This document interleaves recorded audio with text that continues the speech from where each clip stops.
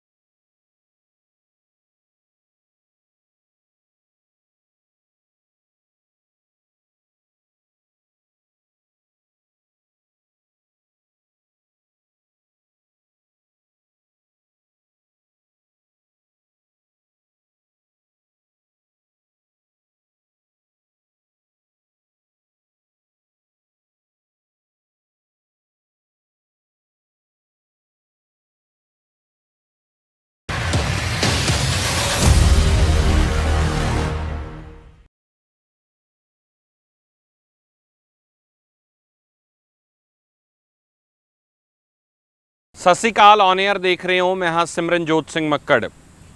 पंजाब तब्दीली चाहुंदा है, ये बहुत वड्डा सवाल है। किहड़े वो मौजू ने जिन्हां दे उत्ते पंजाब दे लोग इस वार अपने अगले 5 सालों का भविख निर्धारित करनगे। बहुत वड्डा क्वेश्चन है कि पंजाब दे लोग दरअसल असल इशूज़ नूं एड्रैस कर पा रहे हैं जां नहीं।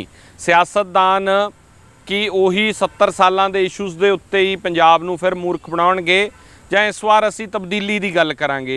इस करके लोक अधिकार लहर पूरे पंजाब के पिंडां दे विच जाके लोकां नूं जागरूक कर रही सी और फिर ऐलान किया कि असीं इस वार सियासत चाहांगे।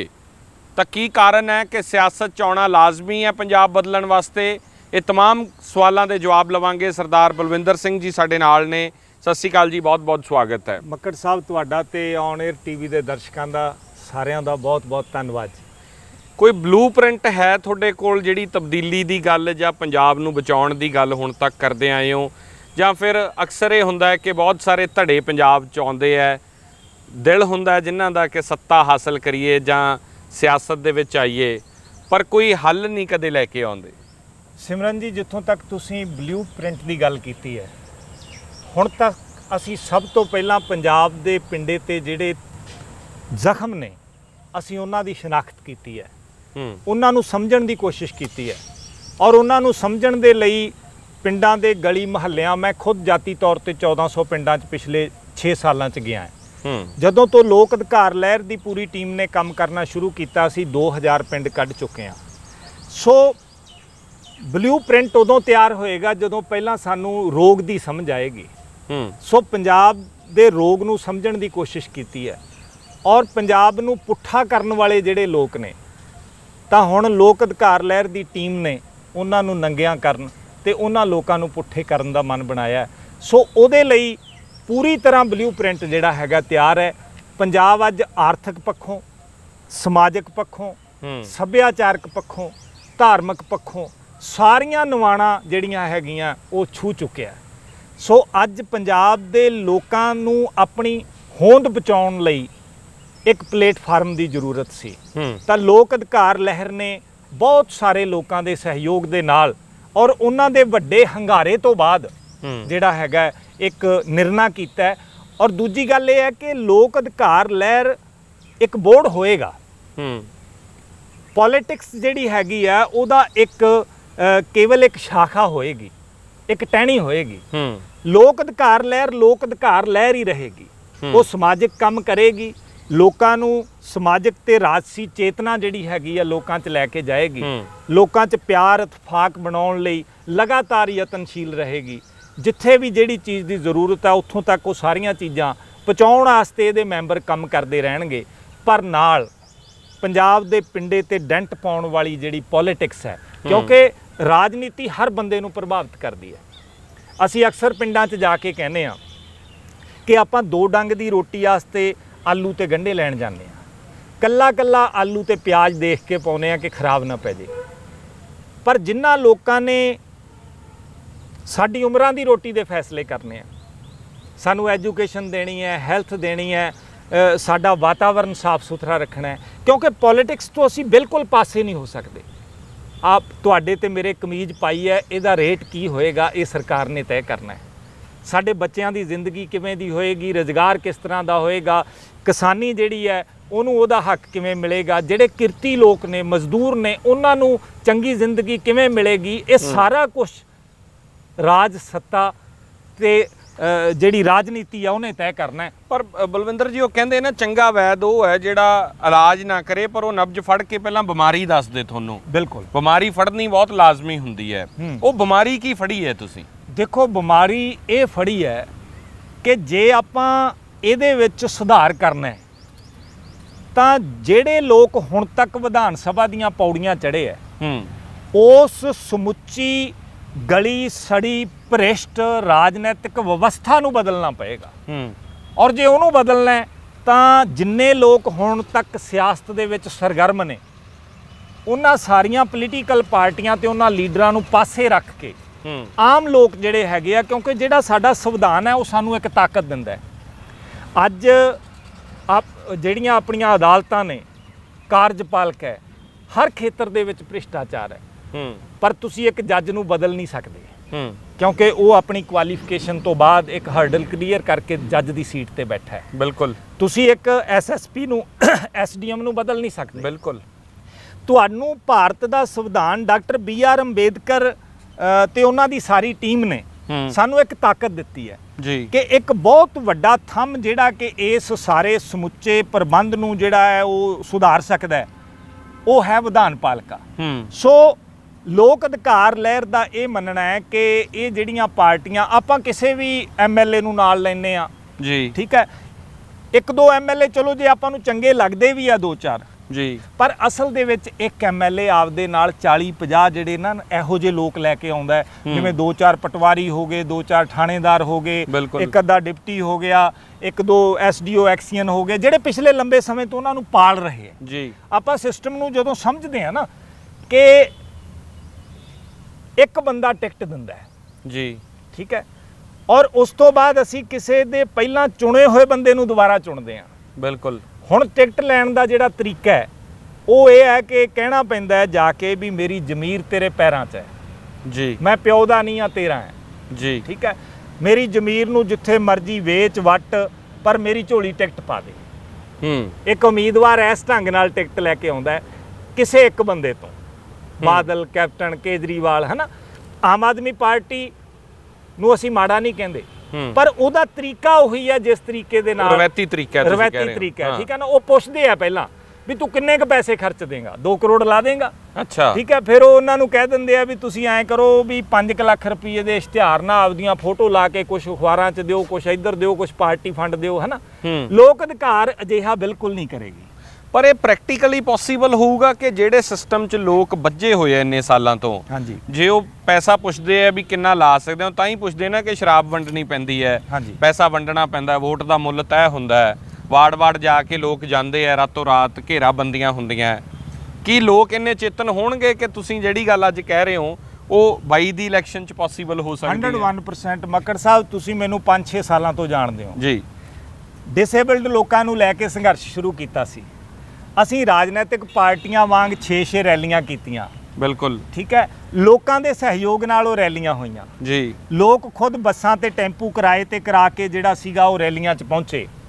ਉਸੇ ਚੀਜ਼ ਤੋਂ ਹੀ ਉਤਸ਼ਾਹ ਮਿਲਿਆ ਕਿ ਜੇ ਅਪਾਹਜ ਲੋਕ ਇੰਨੀ ਵੱਡੀ ਗਿਣਤੀ 'ਚ ਇਕੱਠੇ ਹੋ ਸਕਦੇ ਆ ਤਾਂ ਫਿਰ ਜਿਹੜੇ ਚੰਗੇ ਭਲੇ ਤੁਰਦੇ ਫਿਰਦੇ ਲੋਕ ਨੇ, ਪੜ੍ਹੇ ਲਿਖੇ ਨੇ, ਡਾਕਟਰ ਨੇ, ਇੰਜੀਨੀਅਰ ਨੇ, ਮੱਧ ਵਰਗੀ ਲੋਕ ਨੇ, ਤਾਂ ਉਹਨਾਂ ਨੂੰ ਅਸੀਂ ਇਕੱਠੇ ਕਿਉਂ ਨਹੀਂ ਕਰ ਸਕਦੇ? ਮੈਂ ਕਹਿੰਦਾ ਯਕੀਨ ਕਰਿਓ, ਸਾਨੂੰ 500 ਤੋਂ ਵੱਧ ਲੋਕਾਂ ਨੇ ਹੁਣ ਤੱਕ ਟੈਲੀਫੋਨ ਕੀਤਾ ਕਿ ਦੱਸੋ ਕਿੰਨੇ ਪੈਸੇ ਚਾਹੀਦੇ, ਅਸੀਂ ਤੁਹਾਡੀ ਕਿਵੇਂ ਮਦਦ ਕਰੀਏ ਪੈਸੇ ਨਾਲ। ਅਸੀਂ ਉਹਨਾਂ ਦੀ ਇੱਕ ਲਿਸਟ ਬਣਾ ਰਹੇ ਹਾਂ ਹਰ ਰੋਜ਼। ਮਤਲਬ ਕੱਲ੍ਹ ਹੀ ਤਕਰੀਬਨ 21-22 ਲੋਕਾਂ ਦਾ ਇਹ ਸੀਗਾ ਕਿ ਤੁਸੀਂ ਦੱਸੋ ਜੀ ਅਸੀਂ ਸੇਵਾ ਕੀ ਕਰੀਏ, ਹੈ ਨਾ। ਤਾਂ ਸੇਵਾ ਵਾਲਿਆਂ ਦਾ ਅਸੀਂ ਲਿਸਟ ਬਣਾ ਰਹੇ ਹਾਂ। ਸੋ ਜਿਸ ਵੇਲੇ ਉਹ ਚੋਣਾਂ ਹੋਣਗੀਆਂ, ਲੋਕ ਅਧਿਕਾਰ ਲਹਿਰ ਜਿਹੜੇ ਉਮੀਦਵਾਰ ਖੜੇ ਕਰੇਗੀ, ਉਹ ਉਮੀਦਵਾਰਾਂ ਤੇ ਦੋ ਗੱਲਾਂ ਜਿਹੜੀਆਂ, ਦੋ ਸ਼ਰਤਾਂ ਲਾਗੂ ਹੋਣਗੀਆਂ ਜੀ। ਪਹਿਲੀ ਗੱਲ ਇਹ ਹੈ ਕਿ ਉਹ ਕਿਸੇ ਤੋਂ ਚੋਣ ਫੰਡ ਨਹੀਂ ਲੈ ਸਕੇਗਾ। ਅੱਛਾ। ਹਲਕਾ ਕਮੇਟੀ ਉਹਦਾ ਇਲੈਕਸ਼ਨ ਲੜੇਗੀ।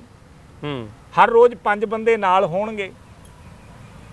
ਰਸੀਦ ਵਾਲੀ ਪਰਚੀ ਕੋਲੇ ਹੋਏਗੀ, ਕੋਈ 50 ਰੁਪਏ ਦੇਵੇ, ਕੋਈ 500 ਦੇਵੇ, ਕੋਈ 5000 ਦੇਵੇ, ਉਹਨੂੰ ਉਹਦੀ ਪਰਚੀ ਮਿਲੇਗੀ। ਉਹਦਾ ਟੋਟਲ ਇਲੈਕਸ਼ਨ ਜਿਹੜਾ ਹੈਗਾ ਉਹ ਹਲਕਾ ਕਮੇਟੀ ਲੜੇਗੀ। ਅੱਛਾ। ਔਰ ਉਸ ਤੋਂ ਬਾਅਦ ਉਹਦੇ ਤੋਂ ਇਹ ਲਿਖਵਾਇਆ ਜਾਏਗਾ, ਬਕਾਇਦਾ ਜਨਤਕ ਤੌਰ ਤੇ ਐਲਾਨ ਕਰਨਾ ਪਏਗਾ ਉਮੀਦਵਾਰ ਨੂੰ ਕਿ ਮੈਂ ਤਨਖਾਹ ਨਹੀਂ ਲਵਾਂਗਾ। ਤਨਖਾਹ ਜਿਹੜੀ ਹੈ ਜੇ ਵਿਧਾਇਕ ਬਣ ਜਾਂਦਾ ਹੈ, ਹਾਂ, ਉਹ ਤਨਖਾਹ ਨਹੀਂ ਲਵੇਗਾ, ਉਹ ਭੱਤਿਆਂ ਤੇ ਕੰਮ ਕਰੇਗਾ। ਕਿਉਂਕਿ ਇੱਕ ਵਿਧਾਇਕ ਦੇ ਭੱਤੇ ਜਿਹੜੇ ਨੇ ਉਹ ਬਹੁਤ ਸਾਰੇ ਭੱਤੇ ਹੁੰਦੇ। ਬਿਲਕੁਲ ਠੀਕ ਹੈ। ਬਿਲਕੁਲ। ਹੁਣ ਸਵਾਲ ਇਹ ਹੈ ਵੀ ਇਹ ਕੋਈ ਕਾਰੋਬਾਰ ਤਾਂ ਹੈ ਨਹੀਂ, ਤੁਸੀਂ ਲੋਕਾਂ ਦੀ ਸੇਵਾ ਕਰਨੀ ਹੈ ਔਰ ਤੁਹਾਨੂੰ ਉਹ ਸੇਵਾ ਦੇ ਲਈ ਪ੍ਰੋਪਰ ਭੱਤੇ ਮਿਲ ਰਹੇ ਹੈ। ਬਿਲਕੁਲ। ਤਾਂ ਤੁਹਾਨੂੰ ਇਹ ਸੇਵਾ ਕਰਨੀ ਚਾਹੀਦੀ ਹੈ। 1970 ਤੋਂ ਪਹਿਲਾਂ ਮੈਂ ਤੁਹਾਡੀ ਜਾਣਕਾਰੀ ਲਈ ਦੱਸ ਦਿਆਂ, ਵਿਧਾਇਕ ਭੱਤੇ ਲੈਂਦਾ ਸੀ ਸਿਰਫ। ਵਿਧਾਇਕ ਦੀ ਤਨਖਾਹ ਨਹੀਂ ਸੀ ਹੁੰਦੀ 1970 ਤੋਂ ਪਹਿਲਾਂ। ਠੀਕ ਹੈ। ਉਦੋਂ ਗੱਡੀਆਂ ਵੀ ਨਹੀਂ ਸੀ ਹੁੰਦੀਆਂ ਜੀ। ਉਦੋਂ ਬੱਸ ਦੀਆਂ ਪਹਿਲੀਆਂ 2 ਸੀਟਾਂ ਤੇ ਲਿਖਿਆ ਹੁੰਦਾ ਸੀ ਵੀ ਇਹ ਐਮਐਲਏ ਤੇ ਐਮਪੀ ਲਈ ਰਾਖਵੀਆਂ ਨੇ। ਅੱਛਾ। ਠੀਕ ਹੈ। ਸੋ ਅਗਰ ਆਪਾਂ, ਉਹ ਇੱਕ ਭਾਵਨਾ ਸੀ, ਉਹ ਭਾਵਨਾ ਮੁੜ ਲੈ ਕੇ ਆਉਣੀ ਪਏਗੀ। ਇਹ ਹੂਟਰ ਵਾਲਾ ਕਲਚਰ ਬਾਅਦ ਚ ਆਇਆ ਹੈ ਵੀ ਬੱਤੀਆਂ ਚਲਦੀਆਂ ਹੋਣ, 4 ਗੱਡੀਆਂ ਮੂਹਰੇ 4 ਪਿੱਛੇ ਹੋਣ। ਹੂਟਰ ਵਾਲੇ ਕਲਚਰ ਨੂੰ ਤਾਂ ਇਹਨੂੰ ਛੱਡੋ, ਤੁਸੀਂ ਜਿਹੜਾ ਇਹ ਕਲਚਰ ਦੀ ਗੱਲ ਕਰ ਰਹੇ ਹੋ, ਇਹ ਤਾਂ ਇੰਨਾ ਬੇੜਾ ਕਰਕੇ ਹੈ ਕਿ ਕੁਝ ਵੀ ਨਹੀਂ ਛੱਡਿਆ ਇਹਨਾਂ ਨੇ। ਤਨਖਾਹਾਂ ਵੀ ਲੈਂਦੇ ਨੇ, 6-6 ਪੈਨਸ਼ਨਾਂ ਵੀ ਲੈਂਦੇ ਨੇ। ਉਸ ਤੋਂ ਬਾਅਦ ਇੰਨੀ ਬੇਸ਼ਰਮੀ ਹੈ ਕਿ ਝੋਨੇ ਦੀ ਫੱਕ ਤੋਂ ਲੈ ਕੇ ਕੋਲਿਆਂ ਦੀ ਸੁਆਹ ਤੱਕ ਵੇਚਦੇ ਨੇ।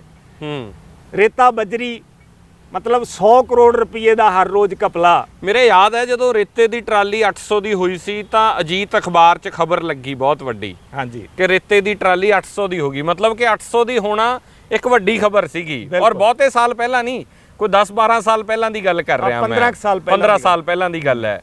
ਔਰ ਹੁਣ ਤੁਸੀਂ ਦੇਖੋ ਕਿ ਰੇਤਾ ਮਿਲਦਾ ਹੀ ਨਹੀਂ ਹੈ ਜੇ ਉਸ ਨੈਕਸਸ ਤੋਂ ਇਲਾਵਾ। ਪਰ ਮੈਂ ਚਾਹੁੰਦਾ ਕਿ ਥੋੜੀ ਜਿਹੀ ਅੰਡਰਸਟੈਂਡਿੰਗ ਸਾਨੂੰ ਵਿਸ਼ਿਆਂ ਦੀਆਂ ਦਿਓ, ਕਿਉਂਕਿ ਜਦੋਂ ਵੀ ਅਸੀਂ ਗੱਲ ਕਰਦੇ ਹਾਂ ਪੋਲੀਟੀਸ਼ੀਅਨਸ ਨਾਲ ਜਾਂ ਇਸ ਸਿਸਟਮ ਨੂੰ ਸੁਧਾਰਨ ਦੀ, ਤਾਂ 5-6 ਜਿਹੜੇ ਇੰਪੋਰਟੈਂਟ ਪੰਜਾਬ ਦੇ ਇਸ਼ੂ ਹੈ ਉਹਨਾਂ ਦੀ ਗੱਲ ਹੋ ਜਾਂਦੀ ਹੈ। ਉਹ SYL ਦੀ ਗੱਲ ਕਰ ਲੈਂਦੇ ਹੈ। ਤਾਂ ਇੱਕ ਕਰਕੇ ਮੈਨੂੰ ਦੱਸੋ ਕਿ SYL ਐਡਾ ਵੱਡਾ ਮੁੱਦਾ ਪੰਜਾਬ ਵਾਸਤੇ ਹੈ ਜਿਸ ਤਰੀਕੇ ਨਾਲ ਪ੍ਰੋਜੈਕਟ ਅਸੀਂ ਹਰ ਇਲੈਕਸ਼ਨ 'ਚ ਕਰਦੇ ਹਾਂ? ਦੇਖੋ, SYL ਜਿਹੜਾ ਹੈਗਾ ਉਹਦੇ ਤੋਂ ਵੀ ਇੱਕ ਵੱਡਾ ਮੁੱਦਾ ਹੈ। ਪੰਜਾਬ ਦਾ ਧਰਤੀ ਥੱਲੜਾ ਪਾਣੀ, ਜਿਹੜਾ ਕਿ ਅੱਜ 138 ਚੋਂ ਮੇਰਾ ਖਿਆਲ 119 ਬਲਾਕਾਂ ਦੇ ਵਿੱਚ ਡੇਂਜਰ ਜ਼ੋਨ 'ਚ ਚਲਾ ਗਿਆ। ਬਿਲਕੁਲ। 1 ਕਿਲੋ ਝੋਨਾ ਤਿਆਰ ਕਰਨ ਵਾਸਤੇ ਤਕਰੀਬਨ 6000 ਲੀਟਰ ਪਾਣੀ ਲੱਗਦਾ ਹੈ। ਔਰ ਮੱਕੜ ਸਾਹਿਬ, ਇਹ ਕਿੱਡਾ ਵੱਡਾ ਮੁੱਦਾ ਹੈ ਕਿ ਪਾਣੀ ਦੀ ਬੋਤਲ ਅਸੀਂ 15 ਸਾਲਾਂ ਤੋਂ 20 ਸਾਲਾਂ ਤੋਂ 20 ਰੁਪਈਆਂ ਦੀ ਖਰੀਦ ਰਹੇ ਹਾਂ ਤੇ ਝੋਨਾ ਅਜੇ 20 ਰੁਪਏ ਕਿਲੋ ਨਹੀਂ ਹੋਇਆ। ਸਰਕਾਰ ਕੋਲੇ ਦੇਸ਼ ਦੇ ਵਿੱਚ ਝੋਨਾ ਵਾਧੂ ਹੋ ਗਿਆ ਤੇ ਉਹਨਾਂ ਨੇ ਪੰਜਾਬ ਤੇ ਹਰਿਆਣੇ ਦੇ ਕਿਸਾਨਾਂ ਨੂੰ ਅੱਖਾਂ ਦਿਖਾਉਣੀਆਂ ਸ਼ੁਰੂ ਕਰਤੀਆਂ। ਬਿਲਕੁਲ ਠੀਕ ਹੈ। ਕੋਵਿਡ-19 ਦੀ ਮਹਾਮਾਰੀ ਚੱਲ ਰਹੀ ਹੈ ਪੂਰੀ ਦੁਨੀਆ 'ਚ। ਤੁਸੀਂ ਦੇਖ ਲਓ, ਜਿਹੜੇ ਗਰੀਬ ਦੇਸ਼ ਨੇ ਉਹ ਵੀ ਲੋਕਾਂ ਲਈ ਸੋਚਦੇ ਹੈ। ਸਾਡਾ ਗੁਆਂਢੀ ਮੁਲਕ ਪਾਕਿਸਤਾਨ ਹੈ, ਸ਼ਾਇਦ ਤੁਸੀਂ ਇੱਕ ਵੀਡੀਓ ਦੇਖੀ ਹੋਣੀ ਹੈ ਕਿ ਜਿਹਦੇ 'ਚ ਉੱਥੋਂ ਦਾ ਪ੍ਰਧਾਨ ਮੰਤਰੀ 40 ਰੁਪਏ ਲੀਟਰ ਮਗਰ ਪੈਟਰੋਲ ਸਸਤਾ ਕਰਦਾ ਹੈ ਤੇ 30 ਰੁਪਏ ਡੀਜ਼ਲ ਸਸਤਾ ਕਰਦਾ ਹੈ। ਬਿਲਕੁਲ। ਤੁਸੀਂ ਬਾਹਰਲਿਆਂ ਮੁਲਕਾਂ ਦੀ ਗੱਲ ਕਰ ਲਓ, ਉਹਨਾਂ ਦੀ ਜਿੰਨੀ ਮਹੀਨੇ ਦੀ ਆਮਦਨੀ ਸੀ ਸਰਕਾਰ ਉਹਨਾਂ ਨੂੰ ਉਨੇ ਪੈਸੇ ਘਰ ਬੈਠਿਆਂ ਦੇ ਰਹੀ ਹੈ। ਪਰ ਸਾਡੇ ਸੂਬੇ ਤੇ ਸਾਡੇ ਦੇਸ਼ 'ਚ ਕੀ ਮਿਲ ਰਿਹਾ ਹੈ? 9.5 ਕਰੋੜ ਰੁਪਏ ਦੇ ਚਲਾਨ ਕੱਟਤੇ ਆ ਪੁਲਿਸ ਨੇ, ਜਿਹੜੀਆਂ ਡਾਂਗਾ ਮਾਰੀਆਂ ਉਹ ਤਾਂ ਵੱਖਰੀਆਂ ਆ। ਕਦੇ ਸੱਜੇ ਪਾਸੇ ਵਾਲੀਆਂ ਦੁਕਾਨਾਂ ਬੰਦ ਕਰ ਲਓ, ਕਦੇ ਖੱਬੇ ਪਾਸੇ ਵਾਲੀਆਂ ਦੁਕਾਨਾਂ ਬੰਦ ਕਰ ਲਓ, ਕਦੇ 2 ਵਜੇ ਕਰ ਲਓ, ਕਦੇ 6 ਵਜੇ ਕਰ ਲਓ, ਕਦੇ ਇਸ ਦਿਨ ਕਰਫਿਊ ਲਾ ਲਓ, ਇਸ ਦਿਨ ਖੋਲ੍ਹ ਦਿਓ। ਇਹਦੇ ਤੋਂ ਇਲਾਵਾ ਲੋਕਾਂ ਨੂੰ ਹਸਪਤਾਲਾਂ ਦੇ ਵਿੱਚ ਗੈਸ ਸਿਲੰਡਰ ਨਹੀਂ ਮਿਲੇ, ਜਿਹੜੀ ਆਕਸੀਜਨ ਗੈਸ ਚਾਹੀਦੀ ਸੀ। ਠੀਕ ਹੈ, ਉਹਦੇ ਤੋਂ ਇਲਾਵਾ ਦਵਾਈਆਂ ਦਾ ਪ੍ਰੋਪਰ ਪ੍ਰਬੰਧ ਨਹੀਂ ਹੈ। ਇਹਦੇ ਉਲਟ ਦੂਸਰੇ ਪਾਸੇ ਜਿਹੜਾ ਕਮਰਾ ਤੁਹਾਨੂੰ 5000 ਰੁਪਏ 'ਚ ਰੋਜ਼ਾਨਾ ਉਪਲਬਧ ਹੁੰਦਾ ਸੀ, ਉਹਦੇ ਲਈ ਮੇਰਾ ਖਿਆਲ ਮੁੱਖ ਮੰਤਰੀ ਸਾਹਿਬ ਨੇ 12-13 ਹਜ਼ਾਰ ਦੀ ਤਾਂ ਖੁੱਲ੍ਹ ਦੇਤੀ ਹੈ, ਔਰ ਉਹ 25-30 ਹਜ਼ਾਰ ਰੁਪਇਆ ਉਹ ਲੈ ਰਹੇ ਆ। ਬਿਲਕੁਲ ਬਿਲਕੁਲ। ਜਿਹੜਾ ਇੱਕ ਟੀਕਾ ਕੈਂਸਰ ਲਈ ਲੱਗਦਾ ਸੀਗਾ, ਉਹ 13-14 ਹਜ਼ਾਰ ਦਾ ਟੀਕਾ, ਪਹਿਲਾਂ ਮੈਂ 25 ਹਜ਼ਾਰ ਦਾ ਸੁਣਿਆ, ਫਿਰ ਸਾਡੇ ਪਿੰਡ ਤੋਂ ਹੀ 2 ਮਰੀਜ਼ ਸੀਗੇ, ਉਹਨਾਂ ਨੇ 40-40 ਹਜ਼ਾਰ 'ਚੋਂ ਟੀਕਾ ਲਵਾਇਆ, ਹੁਣ ਉਹ ਕਹਿੰਦੇ 60 ਹਜ਼ਾਰ 'ਚ ਮਿਲਣ ਲੱਗ ਪਿਆ। ਸੋ ਲੋਕਾਂ ਦੀ ਚਮੜੀ ਇਸ ਮਹਾਮਾਰੀ ਦੇ ਦੌਰਾਨ ਵੀ ਕਿਵੇਂ ਸਵੇਰੇ ਜਾਗਦੇ ਆ, ਜਦੋਂ ਆਪਾਂ ਉੱਠਦੇ ਆ ਤਾਂ 25 ਪੈਸੇ ਲੀਟਰ ਮਗਰ ਡੀਜ਼ਲ ਤੇ ਪੈਟਰੋਲ ਵਧਿਆ ਹੁੰਦਾ ਹੈ ਨਾ। ਸੋ ਖੱਲ ਲਾ ਲਈ ਲੋਕਾਂ ਦੀ ਇਹਨਾਂ ਨੇ। ਥੋੜੀ ਜਰਨਲ ਅੰਡਰਸਟੈਂਡਿੰਗ ਬਾਕੀ ਮੌਜੂਆਂ ਤੇ ਵੀ ਚਾਹਣਾ, ਬਾਕੀ ਇਸ਼ੂਜ਼ ਜਿਹੜੇ ਨੇ ਵੱਡੇ। ਦੇਖੋ ਮੈਂ ਤੁਹਾਨੂੰ ਦੱਸਦਾ, ਤੁਸੀਂ ਇਸ਼ੂਜ਼ ਦੀ ਗੱਲ ਕੀਤੀ ਹੈ। ਪਹਿਲਾ ਗੱਲ ਪੰਜਾਬ ਦੀ ਆਰਥਿਕਤਾ ਹੈ। ਠੀਕ ਹੈ, ਇਹ 1992 ਤੋਂ 97 ਦੀ ਸਰਕਾਰ ਦੇ ਦੌਰਾਨ, ਜਿਸ ਵੇਲੇ ਆਪਣਾ ਬੇਅੰਤ ਸਿੰਘ ਦੀ ਸਰਕਾਰ ਸੀ, ਤਾਂ ਤਕਰੀਬਨ 6000 ਕਰੋੜ ਦਾ ਕਰਜ਼ਾ ਸੀ, ਜਿਹੜਾ ਕਿ ਅੱਗੋਂ ਬਾਦਲ ਸਰਕਾਰ ਆਉਂਦੀ ਹੈ ਤਾਂ ਉਹਦਾ ਜ਼ਿਕਰ ਹੁੰਦਾ ਹੈ ਵੀ ਇਹ ਕਰਜ਼ਾ 8-9 ਹਜ਼ਾਰ 10,000 ਕਰੋੜ ਦਾ। ਤੁਹਾਨੂੰ ਯਾਦ ਹੋਏਗਾ ਉਹਨਾਂ ਦਿਨਾਂ ਦੇ ਵਿੱਚ ਗੁਜਰਾਲ ਸਾਹਿਬ ਦੇਸ਼ ਦੇ ਪ੍ਰਧਾਨ ਮੰਤਰੀ ਸੀ ਤੇ ਇਹ ਦਾਅਵਾ ਕਰਦੇ ਸੀ ਕਿ ਅਸੀਂ ਉਹ ਕਰਜ਼ਾ ਮਾਫ ਕਰਾ ਲਿਆ। ਬਿਲਕੁਲ ਯਾਦ ਹੈ ਨਾ? ਬਿਲਕੁਲ। ਅੱਛਾ, ਹੁਣ ਉਹ ਕਰਜ਼ਾ ਜਿਹੜਾ 8000 ਕਰੋੜ ਦਾ ਸੀ, ਅੱਜ 2.25 ਲੱਖ ਕਰੋੜ ਰੁਪਏ ਤੋਂ ਉੱਪਰ ਹੋ ਗਿਆ। ਠੀਕ ਹੈ, ਹਰ ਸਰਕਾਰ ਇਹ ਕਹਿੰਦੀ ਹੈ ਕਿ ਅਸੀਂ ਆਵਾਂਗੇ, ਤੁਹਾਨੂੰ ਚੰਗਾ ਪ੍ਰਸ਼ਾਸਨ ਦੇਵਾਂਗੇ, ਪੰਜਾਬ ਦਾ ਕਰਜ਼ਾ ਘੱਟ ਕਰਾਂਗੇ। ਦੇਖੋ, ਕਰਜ਼ਾ ਘੱਟ ਹੋਵੇਗਾ ਤਾਂ ਹੀ ਵਿਕਾਸ ਤੇ ਨੌਕਰੀਆਂ ਹੋਣਗੀਆਂ। ਠੀਕ ਹੈ, ਮੌਜੂਦਾ ਸਰਕਾਰ ਆਪਦੇ ਸ਼ੁਰੂ ਤੋਂ ਲੈ ਕੇ ਅਖੀਰ ਤੱਕ ਜਦੋਂ ਇਹਨਾਂ ਨੇ ਜਾਣਾ ਹੈ, 90 ਤੋਂ 95 ਹਜ਼ਾਰ ਕਰੋੜ ਦਾ ਕਰਜ਼ਾ ਪੰਜਾਬੀਆਂ ਦੇ ਸਿਰ ਹੋਰ ਪਾ ਕੇ ਜਾਏਗੀ। ਇਸ ਵਾਰ ਦਾ ਜਿਹੜਾ ਬਜਟ ਹੈ, ਸਾਡੀ ਟੋਟਲ ਆਮਦਨੀ ਸੂਬੇ ਦੀ 50,000 ਕਰੋੜ ਤੋਂ ਜ਼ਿਆਦਾ ਨਹੀਂ ਹੈ। ਇਸ ਵਾਰ ਅਸੀਂ ਕਰਜ਼ਾ ਚੁੱਕਿਆ, ਕਰਜ਼ੇ ਦਾ ਵਿਆਜ ਲਾਉਣ ਵਾਸਤੇ ਤੇ ਉਹਦੀਆਂ ਕਿਸ਼ਤਾਂ ਲਾਉਣ ਵਾਸਤੇ 38,600 ਕੁਛ ਕਰੋੜ ਰੁਪਏ ਵਿਆਜ ਭਰਨ ਵਾਸਤੇ ਕਰਜ਼ਾ ਚੁੱਕਿਆ ਹੈ ਨਾ। ਸੋ ਸਵਾਲ ਇਹ ਹੈ, ਸਾਡਾ ਸੂਬਾ ਜਿਹੜਾ ਹੈਗਾ, ਜਿਵੇਂ ਇੱਕ ਆਮ ਛੋਟਾ ਦੁਕਾਨਦਾਰ ਫਸ ਕੇ ਫੇਲ ਹੋ ਜਾਂਦਾ ਹੈ ਕਈ ਵਾਰ, ਮੈਨੂੰ ਲੱਗਦਾ ਸਰਕਾਰ ਪੰਜਾਬ ਦੀ ਉਵੇਂ ਫਸ ਕੇ ਫੇਲ ਹੋ ਰਹੀ ਹੈ। ਦੇਖੋ, ਕਿ ਕਰਜ਼ਾ, ਫਿਰ ਉਹਦੀ ਵਿਆਜ ਭਰਨ ਵਾਸਤੇ ਹੋਰ ਕਰਜ਼ਾ, ਫਿਰ ਉਸ ਕਰਜ਼ੇ ਦੀ ਫਿਰ ਵਿਆਜ, ਉਸ ਸਰਕਲ 'ਚ ਫਸ ਗਈ। ਤੁਹਾਨੂੰ ਇੱਕ ਮੈਂ ਬੜੀ ਕੀਮਤੀ ਗੱਲ ਦੱਸ ਰਿਹਾ ਕਿ ਟੋਟਲ GDP ਦਾ 3 ਗੁਣਾ ਕਰਜ਼ਾ ਸਰਕਾਰ ਚੁੱਕ ਸਕਦੀ ਹੈ। ਪਿਛਲੀ ਅਕਾਲੀ ਭਾਜਪਾ ਸਰਕਾਰ ਨੇ ਉਹ ਕਰਜ਼ਾ ਚੁੱਕ ਲਿਆ ਜੀ, ਤੇ ਜਦੋਂ ਅਪਾਹਜ ਲੋਕਾਂ ਨੂੰ ਆਪਾਂ ਇਕੱਠੇ ਕੀਤਾ, ਤੁਹਾਨੂੰ ਪਤਾ ਮੋਗੇ ਦੀ ਦਾਣਾ ਮੰਡੀ 'ਚ, ਤੇ ਸਰਕਾਰ ਨੇ ਪੈਨਸ਼ਨ 500 ਰੁਪਈਆ ਕਰਤੀ। ਤੁਸੀਂ ਹੈਰਾਨ ਹੋਵੋਗੇ, ਸਰਕਾਰ ਦੀ ਇੰਨੀ ਮਾੜੀ ਹਾਲਤ ਸੀ ਕਿ ਕੇਵਲ ਅਕਤੂਬਰ 2016 ਦੇ ਮਹੀਨੇ ਦੀ 500 ਪੈਨਸ਼ਨ ਦਿੱਤੀ। ਉਦੋਂ ਬਾਅਦ 6 ਮਹੀਨੇ ਸਰਕਾਰ ਪੈਨਸ਼ਨ ਨਹੀਂ ਦੇ ਸਕੀ। ਜਦੋਂ ਨਵੀਂ ਸਰਕਾਰ ਆਉਂਦੀ ਹੈ ਤੇ 2017 ਦੇ ਵਿੱਚ ਠੇਕਿਆਂ ਦੀ ਨਿਲਾਮੀ ਤੋਂ ਜਿਹੜਾ ਪੈਸਾ ਆਇਆ, ਉਹਦੇ ਨਾਲ ਪੈਨਸ਼ਨ ਦਿੱਤੀ ਜਾ ਸਕੀ। ਜਾਣੀ ਫਿਰ ਜਿਹੜੀ ਗੱਲ ਮੈਂ ਤੁਹਾਨੂੰ ਖਾਸ ਦੱਸਣ ਲੱਗਿਆ ਕਿ ਅਗਲੀ ਸਰਕਾਰ ਚੱਲ ਨਹੀਂ ਸੀ ਸਕਦੀ, ਵਿੱਤੀ ਐਮਰਜੈਂਸੀ ਲੱਗ ਜਾਣੀ ਸੀ।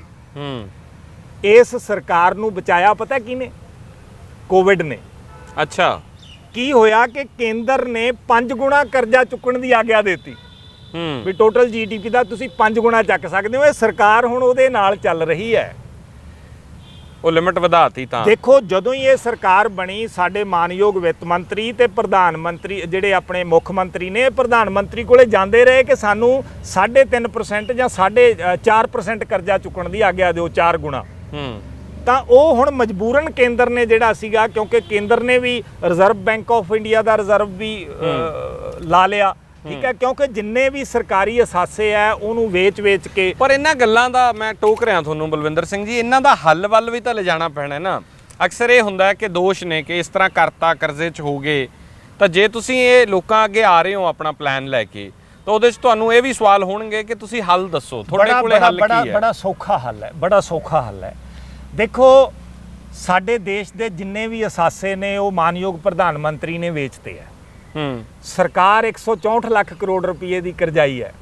ਠੀਕ ਹੈ, ਪਰ ਦੂਜੇ ਬੰਨੇ ਦੁਨੀਆ ਦੇ ਵਿੱਚ ਅਬਾਨੀ ਤੇ ਅਡਾਨੀ ਦੀ ਜਾਇਦਾਦ ਜਿਹੜੀ ਹੈਗੀ ਆ ਉਹ ਪਹਿਲੇ ਨੰਬਰ ਤੇ ਆ ਗਈ। ਬਿਲਕੁਲ ਠੀਕ ਹੈ, ਇੱਥੋਂ ਦੇਸ਼ ਡੁੱਬ ਰਿਹਾ ਹੈ। ਅਬਾਨੀ ਅਡਾਨੀ ਕਾਰੋਬਾਰ ਆਸਟ੍ਰੇਲੀਆ ਤੇ ਬਾਹਰਲਿਆਂ ਮੁਲਕਾਂ 'ਚ ਲੈ ਕੇ ਜਾ ਰਹੇ ਆ। ਠੀਕ ਹੈ, ਬੜਾ ਸੌਖਾ ਹੱਲ ਹੈ ਇਹਦਾ। ਰੇਤਾ ਬਜਰੀ ਸ਼ਰਾਬ ਟਰਾਂਸਪੋਰਟ ਤੇ ਬਿਜਲੀ ਦਾ ਉਤਪਾਦਨ ਆਪਣੇ ਸੂਬੇ ਦੀ ਗੱਲ ਕਰ ਲਈਏ, ਇਹ ਚਾਰ ਚੀਜ਼ਾਂ ਤੋਂ ਸਿੱਧਾ ਪੈਸਾ ਜਿਹੜਾ ਸਰਕਾਰੀ ਖਜ਼ਾਨੇ 'ਚ ਜਾਂਦਾ ਹੈ। ਦੋ ਤਰ੍ਹਾਂ ਨਾਲ ਪੈਸਾ ਸਰਕਾਰੀ ਖਜ਼ਾਨੇ 'ਚ ਜਾਂਦਾ, ਇੱਕ ਤਾਂ ਆਪਾਂ ਖੰਡ ਚਾਹ ਸਾਬਣ ਤੇਲ ਸ਼ੈਂਪੂ ਸਾਰੇ ਕੁਝ ਜੋ ਵਰਤਦੇ ਆ ਉਹਦੇ ਤੋਂ ਸਰਕਾਰ ਟੈਕਸ ਲੈਂਦੀ ਹੈ। ਠੀਕ ਹੈ, ਟੈਕਸ ਪੇ ਕਰਦੇ ਆ। ਦੂਜਾ ਜਿਹੜਾ ਸਾਡੇ ਅਸਾਸੇ ਨੇ ਉਹਨਾਂ ਤੋਂ ਸਿੱਧਾ ਰੈਵਨਿਊ ਆਉਂਦਾ ਹੈ ਨਾ, ਰੇਤਾ ਬਜਰੀ ਚੋਂ ਆਉਂਦਾ। ਹੁਣ ਇਹ ਹੈ ਵੀ ਇਹ ਚਾਰੇ ਚੀਜ਼ਾਂ ਆਪਣੇ ਪੰਜਾਬ 'ਚ ਪ੍ਰਾਈਵੇਟ ਹੋ ਗਈਆਂ। ਚਾਰਾਂ ਚੀਜ਼ਾਂ ਦਾ ਕਾਰੋਬਾਰ ਕਰਨ ਵਾਲੇ ਬੰਦੇ ਵੰਨ ਸੁਵੰਨੇ ਛੜਯੰਤਰ ਕਰਕੇ ਆ, ਜਿਨ੍ਹਾਂ ਦੀ ਸ਼ੋਸ਼ਿਆਂ ਦੀ ਤੁਸੀਂ ਗੱਲ ਕਰਦੇ ਹੋ, ਸ਼ੋਸ਼ੇਬਾਜ਼ੀਆਂ ਛੱਡ ਕੇ, ਠੀਕ ਹੈ, ਸ਼੍ਰੀ ਗੁਰੂ ਗ੍ਰੰਥ ਸਾਹਿਬ ਜੀ ਦੇ ਉੱਤੇ ਵੀ ਰਾਜਨੀਤੀ ਕਰਕੇ ਇਹ ਲੋਕ ਸੱਤਾ ਤੇ ਜਾ ਬੈਠੇ ਔਰ ਇਹਨਾਂ ਸਾਰੀਆਂ ਚੀਜ਼ਾਂ ਦਾ ਕਾਰੋਬਾਰ ਕਰਨ ਵਾਲੇ ਵਿਧਾਨ ਸਭਾ ਦੀਆਂ ਪੌੜੀਆਂ ਚੜ੍ਹ ਗਏ। ਰੇਤਾ ਬਜਰੀ ਦੇ ਕਾਰੋਬਾਰੀ ਉੱਥੇ, ਠੀਕ ਹੈ, ਜਿਹੜੇ ਖੱਡਾਂ 'ਚੋਂ ਰੇਤਾ ਵੇਚਦੇ ਆ, ਸ਼ਰਾਬ ਦੇ ਕਾਰੋਬਾਰੀ ਉੱਥੇ, ਟਰਾਂਸਪੋਰਟਰ ਉੱਥੇ, ਠੀਕ ਹੈ, ਤੁਹਾਡਾ ਸਾਰਾ ਬਿਜਲੀ ਦੇ ਜਿੰਨੇ ਸਰਕਾਰੀ ਅਸਾਸੇ ਸੀ ਉਹਨਾਂ ਨੂੰ ਵੇਚ ਕੇ ਪ੍ਰਾਈਵੇਟ ਕਰਕੇ ਸ਼ਗਨ ਲੈ ਜਾਣ ਵਾਲੇ ਉੱਥੇ, ਹਿੱਸਾ ਹੁਣ ਵੀ ਬਰਾਬਰ ਮਿਲ ਰਿਹਾ ਹੈ।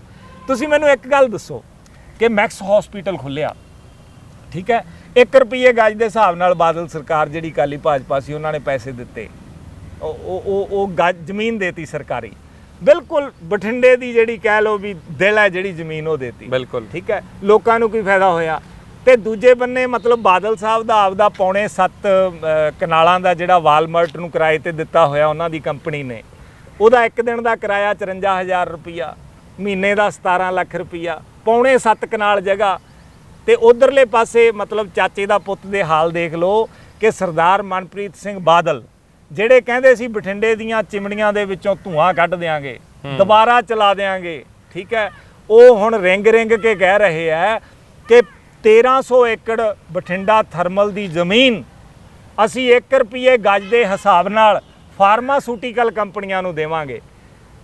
ਬੜਾ ਸੌਖਾ ਕੰਮ ਹੈ ਮੱਕੜ ਜੀ। ਵਿਧਾਨ ਸਭਾ ਦੇ ਵਿੱਚ ਇੱਕ ਬਿੱਲ ਪਾਰਿਤ ਹੋਣਾ ਚਾਹੀਦਾ ਹੈ ਕਿ ਜਿਨ੍ਹਾਂ ਲੋਕਾਂ ਨੇ ਭ੍ਰਿਸ਼ਟਾਚਾਰ ਕੀਤਾ ਹੈ ਉਹਨਾਂ ਦੇ ਚੱਲ ਰਹੇ ਮੁਕੱਦਮਿਆਂ ਦੇ ਫੈਸਲੇ ਫਾਸਟ ਟਰੈਕ ਅਦਾਲਤਾਂ ਵਿੱਚ ਹੋਣਗੇ। 1 ਸਾਲ ਦੀ ਸਮਾਂ ਸੀਮਾ ਹੋਏਗੀ। ਦੋਸ਼ੀ ਪਾਏ ਜਾਣ ਵਾਲੇ ਲੋਕਾਂ ਦੀ ਚੱਲ ਅਚਲ ਨਜਾਇਜ਼ ਜਾਇਦਾਦ ਨਿਲਾਮ ਕਰਕੇ ਸਰਕਾਰੀ ਖਜ਼ਾਨੇ 'ਚ ਪਾਈ ਜਾਏਗੀ। ਠੀਕ ਹੈ, 30,000 ਏਕੜ ਜ਼ਮੀਨ ਚੰਡੀਗੜ੍ਹ ਦੇ ਆਲੇ ਦੁਆਲੇ, ਸਾਰਾ ਕਰਜ਼ਾ ਲਾ ਕੇ ਵੀ ਮੇਰਾ ਖਿਆਲ ਹੈ 2-2.5 ਲੱਖ ਕਰੋੜ ਰੁਪਈਆ ਵੱਧ ਜਾਏਗਾ। ਅੱਛਾ, ਔਰ ਕਿੰਨਾ ਪੈਸਾ ਹੁੰਦਾ ਇਹ? 2.25 ਲੱਖ ਕਰੋੜ ਰੁਪਈਆ ਕਿੰਨਾ ਪੈਸਾ ਹੈ ਤੁਸੀਂ ਦੇਖੋ ਕਿੰਨਾ ਹੈ।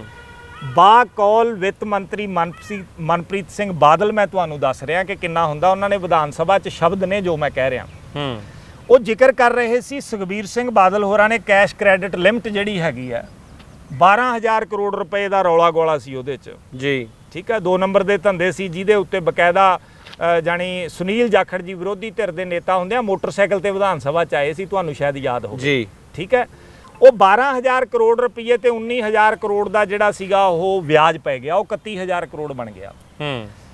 2016 ਦੇ ਵਿੱਚ ਉਸ ਵੇਲੇ ਦੇ ਵਿੱਤ ਮੰਤਰੀ ਇਹ ਕਹਿਣ ਲੱਗੇ ਵੀ ਭਾਈ ਤੁਸੀਂ ਤਾਂ 31,000 ਕਰੋੜ ਰੁਪਈਆ ਦੇਣਾ FCI ਦਾ ਤੇ ਕੇਂਦਰ ਦਾ, ਬਿਲਕੁਲ ਅਸੀਂ ਤੁਹਾਨੂੰ ਕੈਸ਼ ਕ੍ਰੈਡਿਟ ਲਿਮਟ ਨਹੀਂ ਦਿੰਦੇ। ਤਾਂ ਉਸ ਵੇਲੇ ਦੀ ਸਰਕਾਰ ਨੇ ਉਹਨੂੰ 40,000 ਕਰੋੜ 'ਚ ਤਬਦੀਲ ਕਰਕੇ ਹਰ ਸਾਲ 4,000 ਕਰੋੜ ਰੁਪਈਆ 10 ਸਾਲਾਂ ਲਈ ਦੇਣਾ ਮੰਨ ਲਿਆ। ਅੱਛਾ, ਸੂਬੇ ਦੇ ਸਿਰ ਤੇ 40,000 ਕਰੋੜ ਦਾ ਬੋਝ ਪਾਤਾ ਤੁਹਾਡੇ ਧੀਆਂ ਤੇ ਪੁੱਤਾਂ ਤੇ ਬਜ਼ੁਰਗਾਂ ਤੇ। ਠੀਕ ਹੈ, ਉਹਦੀ ਡਿਸਕ੍ਰਿਪਸ਼ਨ ਦੇ ਰਹੇ ਆ ਮਤਲਬ ਜਿਹੜੇ ਮਨਪ੍ਰੀਤ ਸਿੰਘ ਬਾਦਲ ਹੈ, ਉਹ ਕਹਿੰਦੇ ਵੀ ਮੈਨੂੰ ਤੇ ਮੇਰੇ ਪੁੱਤ ਨੂੰ ਦਰਗਾਹ 'ਚ ਢੋਈ ਨਾ ਮਿਲੇ ਜੇ ਮੈਂ ਝੂਠ ਬੋਲਾਂ। ਜਾਂਦੇ ਜਾਂਦੇ ਸਰਦਾਰ ਸੁਖਬੀਰ ਸਿੰਘ ਬਾਦਲ ਜਿਹੜਾ ਇਹ ਕਰਜ਼ਾ ਪੰਜਾਬ ਦੇ ਸਿਰ ਤੇ ਮੜ ਗਏ, ਅਸੀਂ 10,000 ਕਰੋੜ ਪੇ ਕੀਤਾ। ਉਦੋਂ ਇਹਨਾਂ ਨੇ ਜਾਣੀ 2.5 ਸਾਲ ਹੋਏ ਹੋਣੇ ਆ, 10,000 ਕਰੋੜ ਦਿੱਤਾ ਸੀ ਕੇਂਦਰ ਨੂੰ। ਉਹ ਕਹਿੰਦੇ ਵੀ ਇਹ ਪੈਸਾ ਪਤਾ ਕਿੰਨਾ ਹੁੰਦਾ? ਤਾਂ ਉਹਦੇ 'ਚ ਦੱਸਦੇ ਆ ਵੀ ਅੰਮ੍ਰਿਤਸਰ ਤੋਂ ਲੈ ਕੇ ਸ਼ੰਭੂ ਬੈਰੀਅਰ ਤੱਕ, ਅਬੋਹਰ ਤੋਂ ਲੈ ਕੇ ਚੰਡੀਗੜ੍ਹ ਤੱਕ 4 ਮਾਰਗੀ ਸੜਕ ਬਣਾਉਣੀ ਹੋਵੇ ਤਾਂ ਕੇਵਲ 250 ਕਰੋੜ ਰੁਪਈਆ ਚਾਹੀਦਾ ਹੈ। ਮੱਕੜ ਸਾਹਿਬ ਮੈਨੂੰ ਉਸ ਦਿਨ ਤੋਂ ਨੀਂਦ ਨਹੀਂ ਆਉਂਦੀ ਹੂੰ ਕਿ 250 ਕਰੋੜ 'ਚ ਜੇ ਐਡੀ ਸੜਕ ਬਣ ਸਕਦੀ ਹੈ ਤਾਂ 2.25 ਲੱਖ ਕਰੋੜ ਦੇ ਨਾਲ ਤਾਂ ਪੰਜਾਬ ਤੁਸੀਂ 10 ਵਾਰੀ ਢਾਹ ਕੇ ਬਣਾ ਸਕਦੇ ਸੀ। ਇਹ ਅਜੇ ਵੀ ਪਹਿਲੀਆਂ ਇੱਟਾਂ ਲੱਗੀਆਂ ਨੂੰ ਦੂਜੇ ਪਾਸੇ ਕਰ ਦਿੰਦੇ ਆ ਤੇ ਦੂਜੀਆਂ ਨੂੰ ਸਿੱਧੇ ਪਾਸੇ ਕਰ ਦਿੰਦੇ ਆ। ਸਾਡਾ ਵਿਕਾਸ ਜੇ ਗਲੀਆਂ ਨਾਲੀਆਂ ਤੇ ਸਿਵਿਆਂ ਦਾ ਨਹੀਂ ਕੀਤਾ ਇਹਨਾਂ ਨੇ, ਉਹ 2.25 ਲੱਖ ਕਰੋੜ ਗਿਆ ਕਿੱਥੇ? ਮਾਫ ਕਰਨਾ, ਤੁਹਾਡੀ ਤੇ ਤੁਹਾਡੇ ਬੱਚਿਆਂ ਦੀ ਤਕਦੀਰ ਗੁਰਦੁਆਰੇ ਮੰਦਰਾਂ ਤੇ ਮਸਜਿਦਾਂ ਦੇ ਵਿੱਚ ਨਹੀਂ ਬਣਦੀ, ਉੱਥੇ ਜ਼ਮੀਰ ਬਣਦੀ ਹੈ। ਤੁਸੀਂ ਗੀਤਾ ਪੜ੍ਹ ਲਓ, ਗੁਰੂ ਗ੍ਰੰਥ ਸਾਹਿਬ ਪੜ੍ਹ ਲਓ, ਕੁਰਾਨ ਪੜ੍ਹ ਲਓ, ਉਹਦੇ ਵਿੱਚ ਇਹ ਦੱਸਿਆ ਗਿਆ ਕਿ ਤੁਸੀਂ ਚੰਗੇ ਮਨੁੱਖ ਕਿਵੇਂ ਬਣਨਾ ਹੈ। ਬਿਲਕੁਲ। ਸਾਡੇ ਬੱਚਿਆਂ ਤੇ ਸਾਡੇ ਦੇਸ਼ ਦੀ ਤਕਦੀਰ ਵਿਧਾਨ ਸਭਾ ਤੇ ਸੰਸਦ 'ਚ ਬਣਦੀ ਹੈ। ਅਗਰ ਤੁਸੀਂ ਉੱਥੇ ਸਚਿਆਰ ਮਨੁੱਖ ਨਹੀਂ ਭੇਜੋਗੇ, ਇਮਾਨਦਾਰ ਤੇ ਕਿਰਦਾਰ ਵਾਲੇ ਲੋਕ ਨਹੀਂ ਭੇਜੋਗੇ ਤਾਂ ਤੁਸੀਂ ਬਰਬਾਦ ਹੋ ਜਾਓਗੇ। ਜਿਹੜਾ ਬੰਦਾ 2 ਕਰੋੜ ਰੁਪਈਆ ਖਰਚ ਕਰਕੇ ਟਿਕਟ ਲੈ ਕੇ ਆਉਂਦਾ ਹੈ, ਫਿਰ ਉਹ ਕਰੋੜਾਂ ਲਾ ਕੇ ਜਿੱਤਦਾ ਹੈ, ਔਰ ਉਹ ਕਿਹਦੇ ਸਹਿਯੋਗ ਨਾਲ ਜਿੱਤਦਾ ਹੈ? ਉਹਨੂੰ ਫੰਡ ਦਿੱਤੇ ਜਾਂਦੇ ਆ, ਕੋਈ 5 ਲੱਖ ਦਿੰਦਾ ਹੈ, ਕੋਈ 2 ਲੱਖ ਦਿੰਦਾ। ਕੌਣ ਦਿੰਦਾ ਹੈ? ਜਿਨ੍ਹਾਂ ਨੇ ਸਬ ਡਿਵੀਜ਼ਨਾਂ 'ਚ ਡਿਪਟੀ ਲੱਗਣਾ ਹੈ, ਤਹਿਸੀਲਾਂ 'ਚ ਤਹਿਸੀਲਦਾਰ ਲੱਗਣਾ ਹੈ, ਜਿਨ੍ਹਾਂ ਨੇ ਤੁਹਾਡੀ ਛਿੱਲ ਪੱਟਣੀਆਂ ਮੁੜ ਕੇ ਆਰਾਮ ਨਾਲ ਬੇਖੌਫ ਹੋ ਕੇ ਕਿਤੇ ਸ਼ਿਕਾਇਤ ਕਰ ਦਿਓ। ਠੀਕ ਹੈ ਜੀ, ਕਿਤੇ ਕਰ ਦਿਓ, ਵਿਜੀਲੈਂਸ ਨੂੰ ਕਰ ਦਿਓ, ਅਦਾਲਤ 'ਤੇ ਚਲੇ ਜਾਓ। ਹੁਣ ਜੱਜ ਦੇ ਸਾਹਮਣੇ ਪੂਰੀ ਐਵੀਡੈਂਸ ਆਊਗੀ ਤਾਂ ਫੈਸਲਾ ਹੋਊ ਨਾ।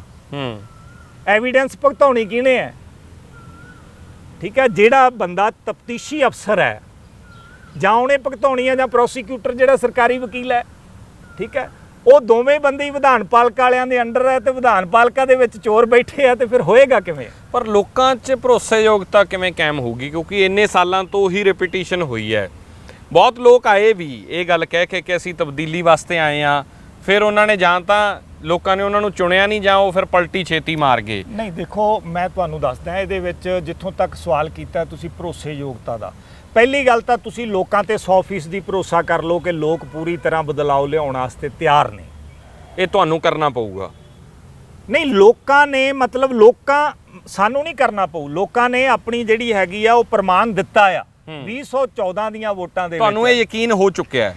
ਮੈਂ ਕਿਹਾ ਜੀ, ਮੈਨੂੰ ਕੀ ਪੂਰੀ ਦੁਨੀਆ ਜਾਣਦੀ ਹੈ ਕਿ 2014 ਦੀਆਂ ਵੋਟਾਂ ਦੇ ਵਿੱਚ ਲੋਕਾਂ ਨੇ ਝੂਠਾ ਇਨਕਲਾਬ ਲਿਆ ਕੇ ਵਾਅਦੇ ਕੀਤੇ ਅਸੀਂ ਚੰਗਾ ਪ੍ਰਸ਼ਾਸਨ ਦੇਵਾਂਗੇ। ਲੋਕ ਤਾਂ ਉਹਨਾਂ ਦੀ ਝੋਲੀ 'ਚ ਪੈ ਗਏ। ਹਾਂ, ਕਿਉਂਕਿ ਲੋਕ ਹੁਣ ਤੱਕ ਅਕਿਰਤ ਘਣਾ ਨੂੰ ਪਾਲ ਰਹੇ ਸੀ। ਠੀਕ ਹੈ, ਸੋ ਉਹਨਾਂ ਨੇ ਉਹਨਾਂ ਨੂੰ 4 MP ਦੀਆਂ ਸੀਟਾਂ ਦਿੱਤੀਆਂ, 6 MP ਬਹੁਤ ਥੋੜੀਆਂ ਵੋਟਾਂ ਤੇ ਹਰੇ। ਠੀਕ ਹੈ, ਤੁਸੀਂ ਲੋਕਾਂ ਨੂੰ ਵਿਕਾਊ ਕਿਵੇਂ ਕਹਿ ਦਿਓਗੇ? ਕਿਹਨੇ ਕਿਹਨੂੰ ਸ਼ਰਾਬ ਦਿੱਤੀ, ਕਿਹਨੇ ਪੀ ਲਈ ਹੋਊ ਦੂਜਿਆਂ ਤੋਂ? ਵੋਟ ਦਾ ਹੱਕ ਤਾਂ ਸਹੀ ਇਸਤੇਮਾਲ ਕੀਤਾ। ਬਿਲਕੁਲ ਠੀਕ ਹੈ ਨਾ। ਇਸੇ ਤਰ੍ਹਾਂ ਜਦੋਂ ਆਮ ਆਦਮੀ ਪਾਰਟੀ 2017 ਦੀਆਂ ਇਲੈਕਸ਼ਨਾਂ ਲੜੀ, ਤੁਹਾਨੂੰ ਪਤਾ ਹੀ ਹੈ ਕਿ ਜਿਹੜੇ ਲੋਕ ਪੰਜਾਬ 'ਚ ਮਤਲਬ ਦਿੱਲੀੋਂ ਆਏ ਸੀਗੇ, ਚੱਪਲਾਂ ਪਾਈਆਂ ਸੀ, ਟੁੱਟੀਆਂ ਕਾਰਾਂ ਸੀ, ਫਾਰਚੂਨਾਂ ਤੇ ਵਾਪਸ ਗਏ ਆ, ਕਿੰਨੀਆਂ ਮਹਿੰਗੀਆਂ ਕਮੀਜ਼ਾਂ ਤੇ ਕਿੰਨੇ ਮਹਿੰਗੇ ਬੂਟ ਉਹਨਾਂ ਦੇ ਪੈਰਾਂ 'ਚ ਪਾਏ ਹੁੰਦੇ ਸੀ, ਹੈ ਨਾ। ਆਪਾਂ ਸਾਰਾ ਕੁਝ ਦੇਖਿਆ। ਲੋਕਾਂ ਨੂੰ ਪਤਾ ਲੱਗ ਗਿਆ ਸੀ ਵੀ ਇਹ ਮਤਲਬ ਉਹੀ ਗੋਲਮਾਲ ਕਰ ਰਹੇ ਆ, ਉਹੀ ਦੂਜੀਆਂ ਪਾਰਟੀਆਂ ਵਾਲੇ ਬੰਦੇ ਇਹਨਾਂ ਨੇ ਲੈ ਆਂਦੇ, ਹੈ ਨਾ। ਕਈ ਬੰਦੇ ਸੀ ਨਾਲ ਦੂਸਰੀਆਂ ਪਾਰਟੀਆਂ ਵਾਲੇ। ਸੋ ਲੋਕਾਂ ਨੇ ਜਾਣਦੇ ਹੁੰਦੇ ਵੀ ਉਹਨਾਂ ਨੂੰ ਆਪਦੀਆਂ ਅੱਖਾਂ ਤੇ ਬਿਠਾਇਆ। ਮੈਂ ਕਹਿੰਦਾ ਕਿ ਲੋਕਾਂ ਕੋਲੇ ਵਿਕਲਪ ਨਹੀਂ ਹੈ। ਜਦੋਂ ਤੁਸੀਂ ਇੱਕ ਜਰਨੈਲੀ ਸੜਕ ਬਣਾ ਕੇ ਦਿਖਾ ਦਿਓਗੇ ਲੋਕਾਂ ਨੂੰ ਵੀ ਆਹ ਬਣ ਗਈ ਹੈ, ਲੋਕ ਪਗਡੰਡੀਆਂ ਤੇ ਨਹੀਂ ਚੱਲਣਗੇ, ਲੋਕ ਲਿੰਕ ਰੋਡਾਂ ਛੱਡ ਦੇਣਗੇ, ਉਹ ਆਪ ਨੂੰ ਕਾਲੀ ਕਾਂਗਰਸੀ ਨੂੰ ਪਿੰਡਾਂ 'ਚ ਨਹੀਂ ਵੜਨ ਦੇਣਗੇ। ਤੁਸੀਂ ਕਿਹਾ ਤੁਹਾਡੇ ਤੇ ਕਿਵੇਂ ਭਰੋਸਾ ਕਰਨ? ਇਹ ਤੁਹਾਡਾ ਸਵਾਲ ਬਹੁਤ ਵੈਲਿਡ ਹੈ। ਦੇਖੋ, ਮੈਂ ਲੋਕਾਂ ਨੂੰ ਇਹ ਬੇਨਤੀ ਕਰਨਾ ਚਾਹੁੰਦਾ, ਲੋਕ ਅਧਿਕਾਰ ਲਹਿਰ ਵੱਲੋਂ ਵੀ ਜੋ ਸੋਚਿਆ ਹੋਇਆ ਲੋਕ ਅਧਿਕਾਰ ਲਹਿਰ ਨੇ, ਕਿ ਸਾਡੇ ਤੇ ਭਰੋਸਾ ਬਿਲਕੁਲ ਨਾ ਕਰੋ, ਲਗਾਤਾਰ ਸ਼ੱਕ ਕਰਦੇ ਰਹੋ। ਕੰਮ ਆਪਦੇ ਹੱਥਾਂ 'ਚ ਲੈ ਲਓ ਜੀ। ਅਸੀਂ ਹਰ ਹਲਕੇ ਦੇ ਵਿੱਚ 125 ਮੈਂਬਰੀ ਕਮੇਟੀ ਬਣਾ ਰਹੇ ਹਾਂ। ਹੁਣ ਤਕਰੀਬਨ 15 20 ਬੰਦੇ ਜਿਹੜੇ ਅਸੀਂ ਸ਼ਨਾਖਤ ਕਰ ਲਈ ਹੈ। ਠੀਕ ਹੈ, 117 ਹਲਕਿਆਂ 'ਚ 125 ਮੈਂਬਰੀ ਕਮੇਟੀ ਜਿਹੜੀ ਹੋਏਗੀ, ਉਹਨਾਂ ਦੀ ਜ਼ਿੰਮੇਵਾਰੀ ਹੋਏਗੀ ਕਿ ਉਹ 125 ਬੰਦਿਆਂ ਨੇ ਆਪਦੇ ਏਰੀਏ ਦੇ ਵਿੱਚ, ਆਪਦੇ ਪਿੰਡ 'ਚ, ਆਪਦੇ ਮਹੱਲੇ 'ਚ ਲੋਕ ਅਧਿਕਾਰ ਸਭਾ ਬਣਾਉਣੀ ਹੈ। 125 ਮੈਂਬਰੀ ਕਮੇਟੀ ਨਹੀਂ, 2 ਮੈਂਬਰ ਸਟੇਟ ਕਮੇਟੀ ਵਾਸਤੇ ਦੇਣੇ ਆ। ਉੱਪਰੋਂ ਨਹੀਂ ਥਾਪਣੇ ਵੀ ਕਾਕਾ ਜੀ ਨੇ ਕਹਿਤਾ ਵੀ ਉਹ ਫਲਾਣੇ ਬੰਦੇ ਹੋਣਗੇ, ਨਹੀਂ, ਪਰਚੀ ਨਹੀਂ ਨਿਕਲੂਗੀ, ਤੁਸੀਂ ਦੇਣੇ ਆ। ਪਰਚੀ ਦਾ ਤਾਂ ਸਵਾਲ ਹੀ ਪੈਦਾ ਨਹੀਂ। 125 ਬੰਦੇ ਆ, ਜ਼ਿੰਮੇਵਾਰੀ ਚੱਕਣ ਕਿ ਅਸੀਂ ਮਾੜਾ ਬੰਦਾ ਜਿਹੜਾ ਹੈਗਾ ਉਹ ਨਹੀਂ ਚੁਣਾਂਗੇ, ਔਰ 125 ਦੇ ਵਿੱਚ ਵੀ ਕੋਈ ਮਾੜਾ ਨਹੀਂ ਹੋਣਾ ਚਾਹੀਦਾ। ਅਸੀਂ ਬਹੁਤ ਚੀਖ ਕੇ ਹਰ ਮੀਟਿੰਗ 'ਚ ਕਹਿੰਦੇ ਆ ਕਿ ਜਿਨ੍ਹਾਂ ਨੇ ਰੇਤਾ ਵੇਚਿਆ, ਜਿਨ੍ਹਾਂ ਦਾ ਅਪਰਾਧਿਕ ਜੀਵਨ ਹੈਗਾ, ਜਿਹੜੇ ਲੋਕ ਲੁੱਟ ਘਸੁੱਟ ਵਾਲੇ ਤੇ ਦਾ ਘਾਹ ਵਾਲੇ ਆ ਵੀ ਭਾਈ ਉਹ ਲੋਕ ਅਧਿਕਾਰ ਲਹਿਰ 'ਚ ਨਾ ਆ ਜਿਓ, ਬੇਇੱਜ਼ਤੀ ਬਹੁਤ ਹੋਊਗੀ, ਇੱਥੇ ਕਿਸੇ ਬੰਦੇ ਨੇ ਤੁਹਾਡੀ ਬਾਂਹ ਨਹੀਂ ਫੜਨੀ। ਜਿਹੜੇ ਐਗਜ਼ਿਸਟਿੰਗ ਨੇ ਪੋਲੀਟੀਸ਼ੀਅਨਸ ਜਾਂ ਜਿਹੜੇ ਨਾਮੀ ਚਿਹਰੇ ਨੇ, ਹਾਂਜੀ, ਕੀ ਉਹ ਉਹਨਾਂ ਵੱਲ ਉਹਨਾਂ ਦੀ ਖਿੱਚ ਹੈ ਜਾਂ ਤੁਸੀਂ ਉਹਨਾਂ ਨੂੰ ਵੀ ਕੋਈ ਸਪੇਸ ਨਹੀਂ ਦੇਣਾ ਚਾਹੁੰਦੇ? ਨਹੀਂ ਦੇਖੋ, ਸਪੇਸ ਦਾ ਤਾਂ ਸਵਾਲ, ਨਾਮੀ ਚਿਹਰਿਆਂ ਨੂੰ ਮੈਂ ਇੱਕ ਬੇਨਤੀ ਕਰਨੀ ਚਾਹੁੰਦਾ, ਟੋਟਲ ਸਾਰੇ ਚਿਹਰਿਆਂ ਨੂੰ, ਵੀ ਜੇ ਤੁਸੀਂ ਪੰਜਾਬ ਨੂੰ ਪਿਆਰ ਕਰਦੇ ਆ, ਠੀਕ ਹੈ, ਕਈ ਸਾਲਾਂ ਤੋਂ ਤੁਸੀਂ ਉੱਦਾਂ ਵੀ ਤਾਂ ਡਿੱਕ ਡਿੱਕ ਵੱਜਦੇ ਹੀ ਤੁਰੇ ਫਿਰਦੇ ਆ, ਕੁਛ ਪੱਲੇ ਤਾਂ ਨਹੀਂ ਪਿਆ, ਠੀਕ ਹੈ ਨਾ ਸਰਦਾਰ ਜਗਮੀਤ ਸਿੰਘ ਬਰਾੜ ਹੋਰਾਂ ਦੇ ਪਿਆ, ਠੀਕ ਹੈ, ਨਾ ਖਹਿਰਾ ਸਾਹਿਬ ਦੇ ਪਿਆ, ਡੱਕ ਡੱਕ ਹੀ ਵੱਜਦੇ ਫਿਰਦੇ ਆ। ਇਹ 5 ਸਾਲ ਹੋਰ ਆਰਾਮ ਕਰ ਲੈਣ, ਪਿੱਛੇ ਰਹਿ ਕੇ ਲੋਕ ਅਧਿਕਾਰ ਲਹਿਰ ਦੀ ਮਦਦ ਕਰਨ, ਹੈ ਨਾ, ਜੇ ਪੰਜਾਬ ਨਾਲ ਪਿਆਰ ਕਰਦੇ ਆ ਤਾਂ, ਹੈ ਨਾ। ਵੈਸੇ ਤਾਂ ਸਾਰਿਆਂ ਨੂੰ ਘਰ ਬਹਿਣ ਦੀ ਬੇਨਤੀ ਕਰਦੇ ਆ, ਪਰ ਚਲੋ ਉਹਨਾਂ ਨੇ ਨਹੀਂ ਬਹਿਣਾ, ਆਪਾਂ ਸਾਰਾ ਜਾਣਦੇ ਆ, ਉਹ ਬੜਾ ਕੁਝ ਸੋਚਦੇ ਆ ਵੀ ਆਹ ਇੱਕ ਲੋਕ ਅਧਿਕਾਰ ਲਹਿਰ ਵਾਲੇ ਆ ਗਏ ਆ, ਬਸ ਠੀਕ ਹੈ, ਹੁਣ ਮਤਲਬ 5-7 ਹੋ ਜਾਣਗੇ, ਇਹਦੇ 'ਚ ਅਸੀਂ ਮਤਲਬ ਜਿਹੜਾ ਹੈਗਾ ਉਹ ਵਿਕਟ ਜਿਹੜੀ ਆ ਉਹ ਲੈ ਲਾਂਗੇ, ਹੈ ਨਾ। ਨਹੀਂ, ਇਦਾਂ ਨਹੀਂ ਹੋਣਾ। 2 ਮਹੀਨਿਆਂ ਦੇ ਵਿੱਚ ਪੰਜਾਬ ਇੱਕ ਪਾਸੇ ਹੋਣਾ, ਲੁੱਟਣ ਵਾਲੇ ਇੱਕ ਪਾਸੇ ਹੋਣੇ ਆ, ਕਿਉਂਕਿ ਸਾਡਾ ਤਰੀਕਾਕਾਰ ਜਿਹੜਾ ਹੈ ਨਾ ਉਹ ਬੜਾ ਜ਼ਬਰਦਸਤ ਹੈ। ਪਰ ਸੱਤਾ ਚਾਉਣ ਦੀ ਵੀ ਇੱਕ ਨੀਤੀ ਹੈ ਨਾ, ਇਹ ਕਿਹਾ ਜਾਂਦਾ ਵੀ ਸੱਤਾ ਚਾਉਣ ਵਾਸਤੇ ਉਹਨਾਂ ਵਰਗਾ ਹੋਣਾ ਪਊਗਾ, ਬਾਅਦ 'ਚ ਭਾਵੇਂ ਤੁਸੀਂ ਜਾ ਕੇ ਤਬਦੀਲੀ ਲਿਆਓ, ਤੁਹਾਡਾ ਕਿਰਦਾਰ ਉਦੋਂ ਖੂਬਸੂਰਤੀ ਨਾਲ ਨਿਕਲੂਗਾ। ਪਰ ਜਦੋਂ ਜਿੱਥੇ ਨੰਬਰ ਗੇਮ ਹੈ, ਜਿੱਥੇ ਵੋਟ ਦੀ ਨੰਬਰ ਗੇਮ ਹੈ, 100 ਚੋਂ 32-33 ਵਾਲਾ ਵਿਨਰ ਜੇ 4 ਥਾਂ ਇਲੈਕਸ਼ਨ 4-ਵੇ ਇਲੈਕਸ਼ਨ ਹੋ ਜਾਂਦਾ ਹੈ, ਤਾਂ ਉਹ 33 ਤੱਕ ਪਹੁੰਚਣਾ ਵੀ ਇੱਕ ਆਪਣੇ ਆਪ ਦੇ ਵਿੱਚ ਕੈਲਕੂਲੇਸ਼ਨਸ ਔਰ ਉਹਨਾਂ ਸਾਰੀ ਸੱਤਾ ਦੇ ਜਿਹੜੇ ਦਾਅ ਪੇਚ ਨੇ ਉਹਨਾਂ ਚੋਂ ਨਿਕਲਣਾ ਪੈਂਦਾ। ਦੇਖੋ, ਜਦੋਂ ਤੋਂ ਲੋਕ ਅਧਿਕਾਰ ਲਹਿਰ ਨੇ ਇਹਦਾ ਜ਼ਿਕਰ ਕੀਤਾ ਕਿ ਆਪਾਂ ਇਸ ਤਰੀਕੇ ਦੇ ਨਾਲ ਇਲੈਕਸ਼ਨ ਲੜਨੀ ਹੈ, ਜਿੰਨਾ ਰਿਸਪੌਂਸ ਹੈ ਲੋਕਾਂ ਵੱਲੋਂ, ਜਿੰਨਾ ਉਤਸ਼ਾਹ ਹੈ ਲੋਕਾਂ ਦੇ ਵਿੱਚ, ਤੁਸੀਂ ਯਕੀਨ ਕਰਿਓ ਕਿ 80% ਲੋਕ ਜਿਹੜੇ ਹੈਗੇ ਆ ਉਹ ਲੋਕ ਅਧਿਕਾਰ ਲਹਿਰ ਦੇ ਨਾਲ ਹੋਣਗੇ, 20% ਲੋਕ ਜਿਹੜੇ ਹੈਗੇ ਆ ਉਹ ਬਾਕੀ ਦੀਆਂ ਪਾਰਟੀਆਂ ਦੇ ਵਿੱਚ, ਕਿਉਂਕਿ ਗੱਲ ਪਤਾ ਕੀ ਆ, ਪੰਜਾਬ ਨੂੰ ਲੁੱਟਣ ਵਾਲੇ ਨੇ 200-250 ਜਾਣੇ। ਹੁਣ ਲੋਕਾਂ ਨੂੰ ਪਤਾ ਲੱਗ ਗਿਆ ਵੀ ਉਹ ਵੱਖ-ਵੱਖ ਪਾਰਟੀਆਂ ਦੇ ਹੁੰਦੇ ਹੋਏ ਵੀ ਲੁੱਟਣ ਵਾਸਤੇ ਇਕੱਠੇ ਨੇ, ਠੀਕ ਹੈ। ਇੱਕ ਹੀ ਥਾਂ ਤੇ ਮੀਟਿੰਗਾਂ ਹੋ ਕੇ ਵੰਡ ਹੁੰਦੀ ਆ 60-40 ਦੀ, ਕਦੇ ਮਤਲਬ ਜੋ ਵੀ ਹੈ। ਦੂਜੇ ਬੰਨੇ ਕੌਲੀ ਚੱਟ ਨੇ, ਕਹਿ ਲਓ ਵੀ ਕੋਈ ਹੋਰ 5-4 ਹਜ਼ਾਰ ਜਿਨ੍ਹਾਂ ਦਾ ਤੋਰੀ ਫੁਲਕਾ ਉਹਨਾਂ ਦੇ ਆਸਰੇ ਤੇ ਹੀ ਚੱਲਦਾ ਹੈ ਨਾ। ਉਦੋਂ ਬਾਅਦ ਜਿਹੜੇ ਬਾਕੀ ਦੇ ਲੋਕ ਨੇ, ਉਹ ਲੋਕਾਂ ਨੂੰ ਆਪਦੇ ਬੱਚਿਆਂ ਦਾ ਭਵਿੱਖ ਦਿਖਦਾ ਹੈ, ਉਹਨਾਂ ਲੋਕਾਂ ਨੂੰ ਧਰਤੀ ਹੇਠਲਾ ਮੁੱਕ ਰਿਹਾ ਪਾਣੀ ਦਿਖਦਾ ਹੈ, ਉਹਨਾਂ ਨੂੰ ਆਪਣੀਆਂ ਖੇਤਾਂ ਦੇ ਵਿੱਚ ਖੜੀਆਂ ਫਸਲਾਂ ਦੇ ਭਾਅ ਚਾਹੀਦੇ ਆ, ਉਹਨਾਂ ਨੂੰ ਰੋਜ਼ ਕਰ ਰਹੀ ਦਿਹਾੜੀ ਦੇ ਨਾਲ ਉਹਨਾਂ ਦੀ ਸੋਸ਼ਲ ਸਿਕਿਉਰਿਟੀ ਚਾਹੀਦੀ ਹੈ। ਉਹ ਲੋਕ ਸਾਰੇ ਦੇ ਸਾਰੇ ਲੋਕ ਅਧਿਕਾਰ ਲਹਿਰ ਦੇ ਨਾਲ ਖੜਨਗੇ, ਮੈਂ ਤੁਹਾਨੂੰ ਇਹ ਦਾਅਵੇ ਨਾਲ ਕਹਿਣਾ ਹੈ। ਪੰਜਾਬ ਦੇ ਲੋਕ ਕੇਵਲ ਇੱਕ ਜਰਨੈਲੀ ਸੜਕ ਭਾਲਦੇ ਆ, ਅਸੀਂ ਜਿਨ੍ਹਾਂ ਲੋਕਾਂ ਨੂੰ ਨਾਲ ਲੈ ਕੇ ਆ ਰਹੇ ਹਾਂ। ਦੇਖੋ, ਹੁਣ ਔਲਖ ਸਾਹਿਬ ਨੂੰ ਅਸੀਂ ਸਰਪ੍ਰਸਤ ਮੰਨਿਆ, ਠੀਕ ਆ, ਉਹਨਾਂ ਦੇ ਨਾਲ ਬਾਕੀ ਦੇ ਵਾਈਸ ਚਾਂਸਲਰ ਵੀ ਨੇ, ਉਹਨਾਂ ਨੂੰ ਵੀ ਉਹਨਾਂ ਹੀ ਸਤਿਕਾਰ ਦਿੱਤਾ ਹੈ। ਹੁਣ ਔਲਖ ਸਾਹਿਬ ਦੀ ਗੱਲ ਕਰ ਲਈਏ, ਉਹਨਾਂ ਨੇ ਆਪਦੇ ਜਦੋਂ VC ਸੀਗੇ 21 ਲੋਕਾਂ ਨੂੰ ਟਰਮੀਨੇਟ ਕੀਤਾ ਜਿਹੜੇ ਭ੍ਰਿਸ਼ਟਾਚਾਰੀ ਸੀ, ਉਹਨਾਂ ਦਾ ਇੱਕ ਰਿਕਾਰਡ ਹੈ, ਠੀਕ ਹੈ। ਕੋਈ ਕੰਪਨੀ ਦਵਾਈਆਂ ਦੇ ਪੈਸੇ ਦੇਣ ਆ ਰਹੀ ਸੀ, ਉਹਨੂੰ ਭਜਾਇਆ ਉਹਨਾਂ ਨੇ ਆਪਦੀ ਕੋਠੀ ਚੋਂ, ਹੈ ਨਾ। ਫਿਰ ਉਹਦੇ ਤੋਂ ਇਲਾਵਾ ਤੁਸੀਂ ਦੇਖੋ 80 ਸਾਲਾਂ ਦੇ ਨੇ, ਅਜੇ ਵੀ ਜਵਾਨ ਨੇ, ਉਹਨਾਂ ਦੇ ਦਿਲ 'ਚ ਪੰਜਾਬ ਦਾ ਦਰਦ ਹੈ। ਅਸੀਂ ਜਾ ਕੇ ਉਹਨਾਂ ਨੂੰ ਦੱਸਿਆ ਵੀ ਆਹ ਜਰਨੈਲੀ ਸੜਕ ਬਣਾਉਣੀ ਹੈ, ਉਹ ਕਹਿੰਦੇ ਚਲੋ ਮੈਂ ਤੁਹਾਡੇ ਨਾਲ ਲੁੱਕ ਵੀ ਪਾਊਂ, ਵਜਰੀ ਵੀ ਪਾਊਂ, ਹੈ ਨਾ। ਇਸੇ ਤਰ੍ਹਾਂ ਮਤਲਬ ਡਾਕਟਰ ਗੁਰਸ਼ਰਨ ਰੰਧਾਵਾ ਨੇ IIT ਰੁੜਕੀ 'ਚ ਆਪਦੇ ਵਿਸ਼ੇ ਦੇ ਮੁਖੀ ਰਹੇ ਨੇ, ਹੈ ਨਾ। ਹਿੰਦੂ ਬਨਾਰਸ ਯੂਨੀਵਰਸਿਟੀ ਦੇ ਕੋਰਟ ਮੈਂਬਰ ਰਹੇ ਨੇ। ਉਹ ਕਹਿੰਦੇ ਮੈਂ ਤੇ ਮੇਰੀ ਪਤਨੀ ਪਿੰਡ ਜਾਵਾਂਗੇ, ਲੈਣਾ ਕੁਛ ਨਹੀਂ ਹੈ। ਹੁਣ ਵੀ ਉਹ ਆਪਦੀ ਤਨਖਾਹ 'ਚੋਂ ਮਹਿਜ 15,000 ਰੁਪਈਆ ਜਿਹੜੀ ਪੈਨਸ਼ਨ ਮਿਲਦੀ ਆ, ਮੇਰਾ ਖਿਆਲ 1.5 ਲੱਖ ਤੋਂ ਉੱਤੇ ਹੈ, 15,000 ਰੁਪਈਆ ਗੁਜ਼ਾਰੇ ਜੋਗਾ ਰੱਖ ਕੇ ਬਾਕੀ ਸਾਰਾ ਵੰਡ ਹੀ ਦਿੰਦੇ ਨੇ, ਠੀਕ ਹੈ।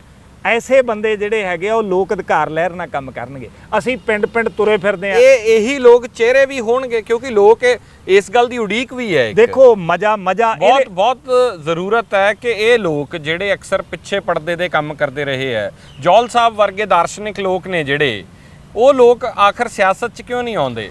ਦੇਖੋ, ਗੱਲ ਇਹ ਹੈ ਕਿ ਕੁਰਬਾਨੀ ਵੀ ਕਰਨ ਲਈ ਕੋਈ ਬੰਦੇ ਹੋਣੇ ਚਾਹੀਦੇ ਨੇ, ਠੀਕ ਹੈ। ਅਸੀਂ ਮੇਰੀ ਤੇ ਰੁਪਿੰਦਰ ਦੀ ਮਿਸਾਲ ਲੈ ਲਓ, ਅਸੀਂ ਪਿੰਡ ਜਾ ਰਹੇ ਹਾਂ, ਹੈ ਨਾ। ਲਗਾਤਾਰ 1 ਸਾਲ ਤੋਂ ਤੁਸੀਂ ਦੇਖ ਰਹੇ ਹਾਂ ਅਸੀਂ ਲੱਗੇ ਹੋਏ ਹਾਂ, ਲੋਕ ਅਧਿਕਾਰ ਲਹਿਰ ਦਾ ਪੇਜ ਵੀ ਲੋਕ ਬਹੁਤ ਦੇਖ ਰਹੇ ਆ। ਅਸੀਂ ਦੋਵੇਂ ਜਾਣੇ ਵੀ ਇਲੈਕਸ਼ਨ ਨਹੀਂ ਲੜਾਂਗੇ, ਕਿਉਂਕਿ ਇੱਥੇ ਇੱਕ ਸਮੱਸਿਆ ਹੈ ਵੀ ਜਿਹੜਾ ਬੰਦੇ ਦਾ ਮਾੜੀ ਜੀ ਉਹਦੀ ਗੱਲ ਜੀ ਬਣ ਜਾਂਦੀ ਆ, ਤੁਰ ਪੈਂਦੀ ਆ, ਉਹ ਕਹਿੰਦਾ ਮੈਂ ਹੀ ਟਿਕਟਾਂ ਦਿਉਂ, ਮੈਂ ਹੀ MLA ਬਣੂ, ਤੇ ਫਿਰ ਮੈਂ ਹੀ ਮੁੱਖ ਮੰਤਰੀ ਬਣੂ, ਤੇ ਮੈਂ ਹੀ ਵਿਭਾਗਾਂ ਦੀ ਵੰਡ ਕਰੂੰ। ਇੱਥੇ ਇਦਾਂ ਨਹੀਂ ਹੋਣਾ। ਹੁਣ ਤੱਕ ਸਮੱਸਿਆ ਕੀ ਰਹੀ ਹੈ? ਇੱਕ ਬੜੀ ਪਤੇ ਦੀ ਗੱਲ ਹੈ। ਸਮੱਸਿਆ ਇਹ ਆ, ਅਸੀਂ ਡੁੱਬੇ ਕਿਉਂ ਹੈ? ਜਿਨ੍ਹਾਂ ਲੋਕਾਂ ਕੋਲੇ ਇਮਾਨਦਾਰੀ ਹੈ, ਇੱਕ ਵਿਜ਼ਨ ਹੈ ਤੇ ਅਕਲ ਹੈ, ਉਹਨਾਂ ਲੋਕਾਂ ਕੋਲੇ ਸੱਤਾ ਨਹੀਂ ਹੈ, ਜਿਨ੍ਹਾਂ ਦੀ ਗੱਲ ਤੁਸੀਂ ਕੀਤੀ ਹੈ, ਠੀਕ ਹੈ।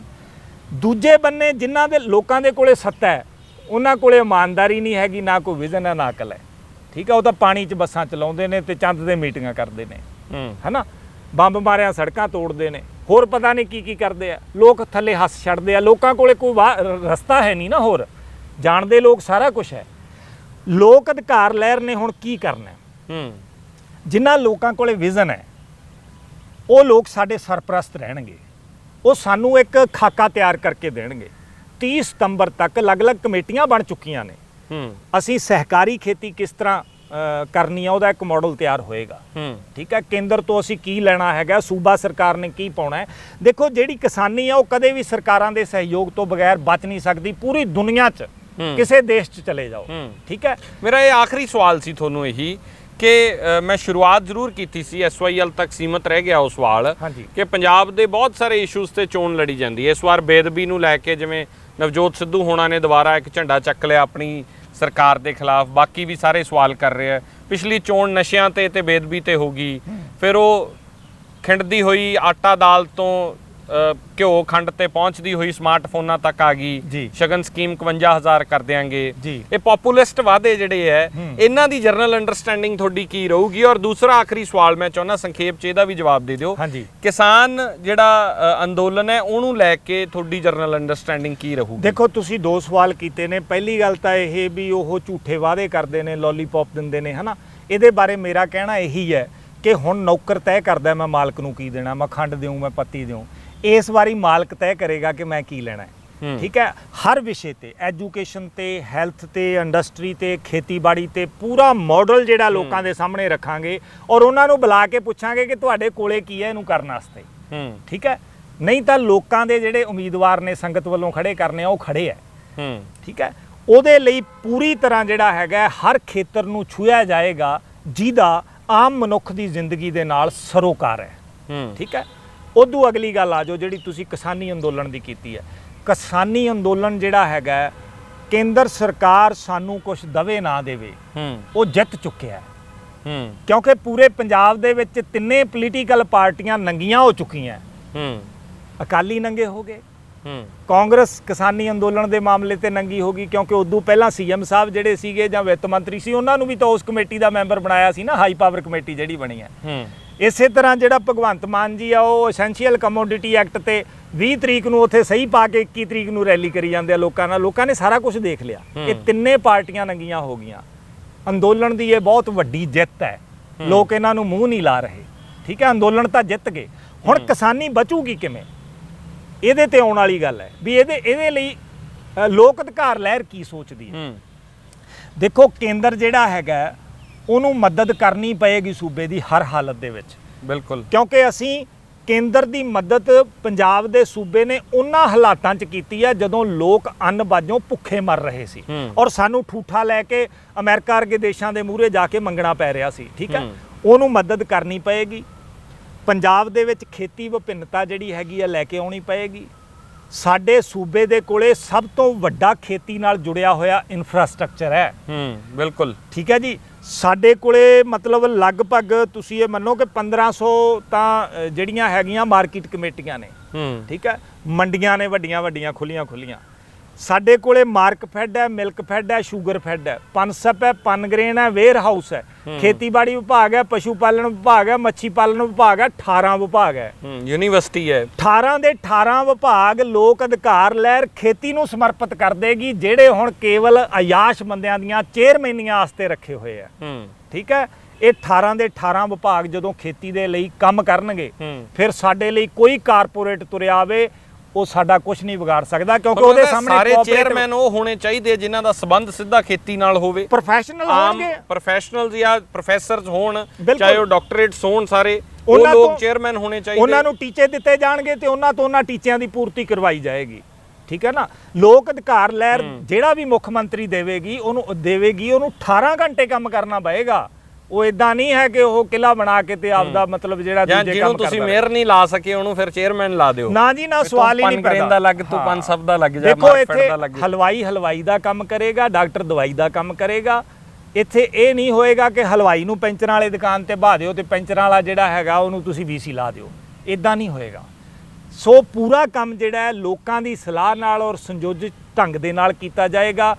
ਪਰਮਾਤਮਾ ਕਰੇ ਔਰ ਲੋਕਾਂ ਨੂੰ ਆਪਾਂ ਅਰਦਾਸ ਕਰੀਏ। ਤੁਸੀਂ ਵੀ ਕੰਮ ਕਰ ਰਹੇ ਹੋ, ਇੱਕ ਪ੍ਰੋਗਰਾਮ ਚਲਾਇਆ ਹੈਗਾ ਜਿਹਦੇ 'ਚ ਤੁਸੀਂ ਨੌਜਵਾਨ ਜਿਹੜੇ ਪੋਲੀਟੀਕਲ ਬੈਕਗ੍ਰਾਉਂਡ ਨਹੀਂ ਰੱਖਦੇ ਪਰ ਪੋਲਿਟਿਕਸ ਦੇ ਬਾਰੇ ਮਤਲਬ ਉਹਨਾਂ ਨੂੰ ਅੱਗੇ ਲਿਆ ਰਹੇ ਹੋ ਤੇ ਉਹਨਾਂ ਨੂੰ ਅੱਗੇ ਲਿਆਓ। ਜੇ ਤੁਹਾਨੂੰ ਸਾਡਾ ਕੰਮ ਚੰਗਾ ਲੱਗਦਾ ਤੇ ਉਹਨਾਂ ਸਾਰਿਆਂ ਦੇ ਨੰਬਰ ਜਿਹੜੇ ਆ ਮੇਰੇ ਨਾਲ ਸ਼ੇਅਰ ਕਰਿਓ ਤਾਂ ਕਿ ਅਸੀਂ ਉਹਨਾਂ ਨੂੰ ਸੱਦ ਕੇ ਅਸੀਂ ਖੁੱਲੀ ਹਾਕ ਮਾਰਦੇ ਹਾਂ ਕਿ ਆਓ ਪੰਜਾਬੀਓ, ਜਿਹਨੇ ਪੰਜਾਬ ਬਚਾਉਣਾ ਹੈ, ਜਿਹੜਾ ਬੰਦਾ ਲੋਕਾਂ ਨੂੰ ਜਾਗਰੂਕ ਕਰ ਸਕਦਾ ਹੈ, ਲੋਕਾਂ ਨੂੰ ਲਾਮਬੱਧ ਕਰ ਸਕਦਾ ਹੈ, ਆਓ ਇਕੱਠੇ ਹੋਈਏ। ਹੁਣ ਲੋਕ ਅਧਿਕਾਰ ਲੈ ਡਾਕਟਰ ਵੀ ਹੋਣਗੇ, ਵਿਦਵਾਨ ਵੀ ਹੋਣਗੇ, ਮਜ਼ਦੂਰ ਵੀ ਹੋਊਗਾ, ਕਿਸਾਨ ਵੀ ਹੋਣਗੇ, ਹਿੰਦੂ ਮੁਸਲਿਮ ਸਿੱਖ ਈਸਾਈ ਜਾਤਾਂ ਧਰਮਾਂ ਤੋਂ ਉੱਪਰ ਉੱਠ ਕੇ ਜਿਹੜਾ ਹੈਗਾ ਅਸੀਂ ਇਕੱਠੇ ਹੋਵਾਂਗੇ। ਇਹ ਤੁਹਾਨੂੰ ਕੱਲ ਜਿਹੜੀ ਆਪਾਂ ਕਰ ਰਹੇ ਹਾਂ ਪ੍ਰੈਸ ਕਾਨਫਰੰਸ, ਉਹਦੇ ਵਿੱਚ ਉਹਦੀ ਵੰਨਗੀ ਵੇਖਣ ਨੂੰ ਮਿਲੇਗੀ ਔਰ ਪੰਜਾਬ ਦੇ ਵਿੱਚ 500 ਤੋਂ ਵੱਧ ਥਾਵਾਂ ਤੇ ਇਹ ਬਰੋਸ਼ਰ ਜਿਹੜੇ ਆ ਲੋਕ ਆਪਣੇ ਆਪ ਜਾਰੀ ਕਰਨਗੇ। ਅਰਦਾਸ ਕਰੋ ਕਿ ਆਪਾਂ ਸਾਰੇ ਰਲ ਕੇ ਮਿਲ ਕੇ ਪੰਜਾਬ ਨੂੰ ਉਹ ਪੁਰਾਣਾ ਪੰਜਾਬ ਬਣਾ ਲਈਏ ਜਿਹਦਾ ਕਦੇ ਨਾ ਪੂਰੀ ਦੁਨੀਆ 'ਚ ਹੁੰਦਾ ਸੀ। ਬਹੁਤ ਸ਼ੁਕਰੀਆ, ਧੰਨਵਾਦ ਸਮਾਂ ਦੇਣ ਵਾਸਤੇ। ਬਹੁਤ ਬਲਵਿੰਦਰ ਸਿੰਘ ਜੀ ਦੇ ਨਾਲ ਬਹੁਤ ਡਿਟੇਲ ਦੇ ਵਿੱਚ तमाम इशूज़ ਦੇ ਉੱਤੇ ਗੱਲਬਾਤ ਹੋਈ ਔਰ ਇਹਨਾਂ ਦਾ ਵਿਜ਼ਨ ਕੀ ਹੈ ਪੰਜਾਬ ਨੂੰ ਲੈ ਕੇ, ਕਿਉਂਕਿ ਅਸੀਂ ਸਾਰੇ ਚਾਹੁੰਦੇ ਹਾਂ ਕਿ ਸੋਹਣਾ ਪੰਜਾਬ, ਸੋਹਣੀ ਪੰਜਾਬੀਅਤ ਬਚਾਈਏ ਔਰ ਇਹਦੇ ਵਿੱਚ ਇਕੱਠੇ ਹੋ ਕੇ ਅਸੀਂ ਕੰਮ ਕਰੀਏ। ਕੈਮਰਾ ਪਰਸਨ ਜਗਰੂਪ ਸਿੰਘ ਦੇ ਨਾਲ ਸਿਮਰਨਜੋਤ ਸਿੰਘ ਮੱਕੜ, ਔਨ 에ਅਰ ਲੁਧਿਆਣਾ।